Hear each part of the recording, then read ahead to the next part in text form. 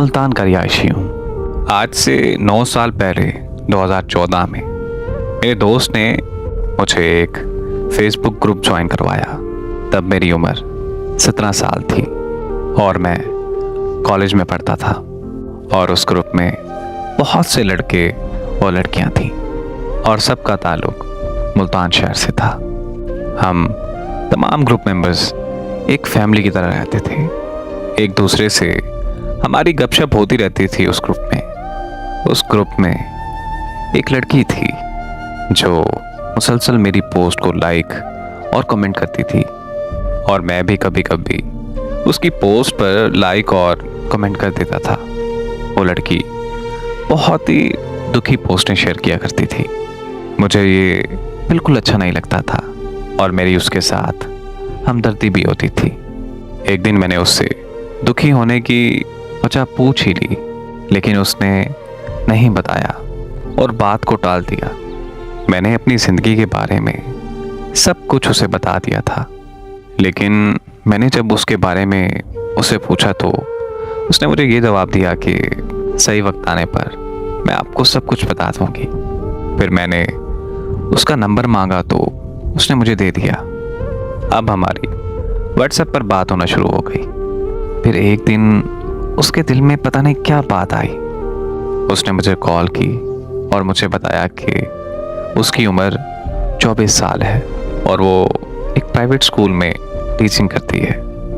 और सबसे बड़ा सच जिसकी वजह से मैं बहुत दुखी रहती हूँ वो ये है कि मैं शादीशुदा हूँ और अब मैंने अपने शौहर का घर छोड़ दिया है। ये बातें सुनकर मैं बहुत हैरान हुआ।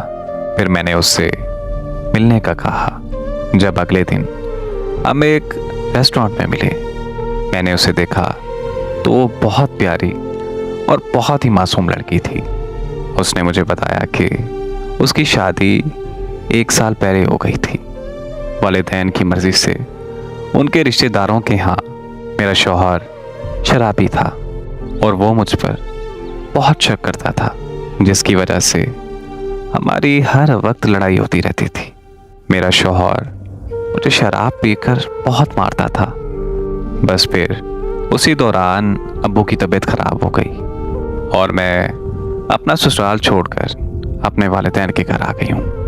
मैं पढ़ी लिखी होने की वजह से अपने वालिदैन पर बोझ नहीं बनना चाहती, इसीलिए प्राइवेट स्कूल में टीचिंग करती हूँ।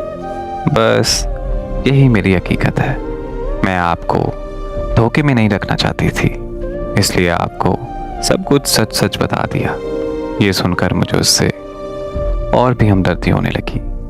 उसकी और मेरी उम्र में 7 साल का फ़र्क था। वो मेरा बहुत ख्याल रखती थी।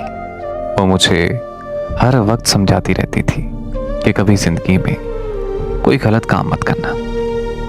वक्त गुजरता गया और हमारी बहुत अच्छी दोस्ती हो गई थी और मैं उसे कभी कभी कहता था कि मेरा दिल करता है कि मैं तुम्हारे साथ हमेशा रहूं।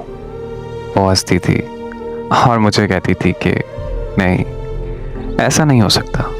हमारी उम्रों में बहुत फ़र्क है, क्योंकि वो जानती थी कि हमारा माशरा ऐसे रिश्तों को कभी तस्लीम नहीं करता जिसमें लड़की बड़ी हो और लड़का कम उम्र। ये तल्ख हकीकत है हमारे माशरे की।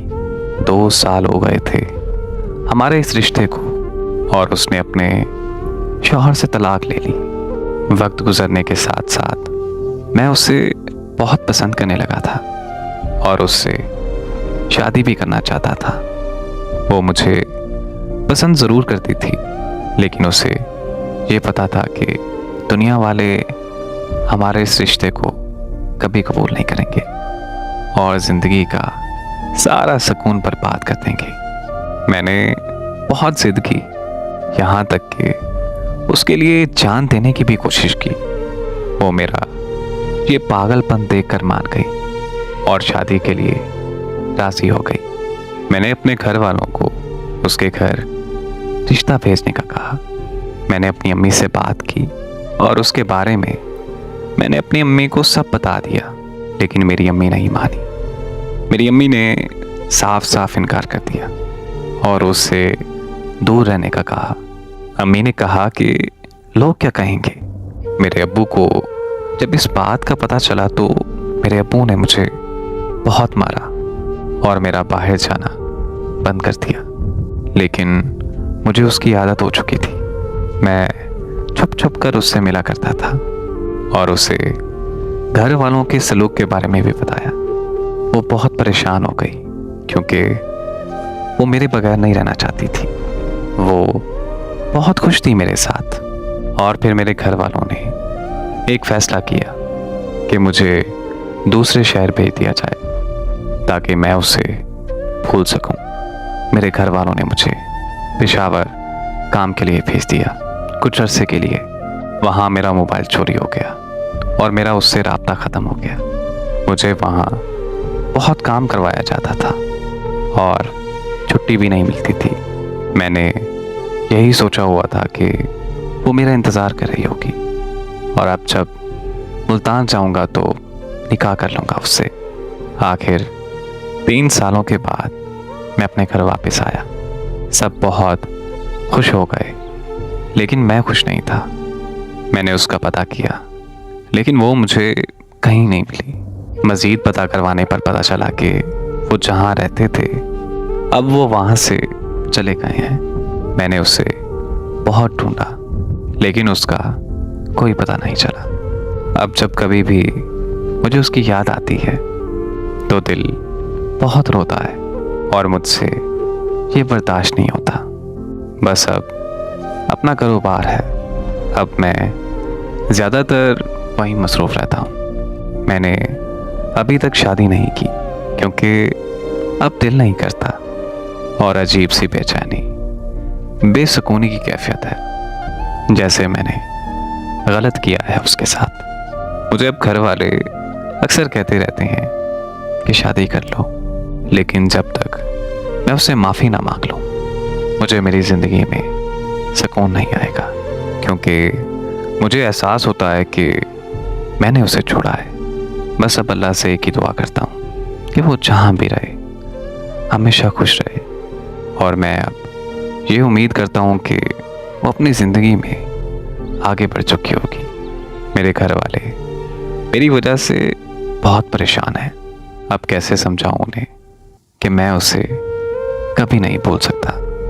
बस अब मेरी कोशिश है कि मैं सबको खुश रखूं और शादी भी बहुत जल्द कर लूँगा अगर अल्लाह ने किसी का नसीब मेरे साथ जोड़ा है तो।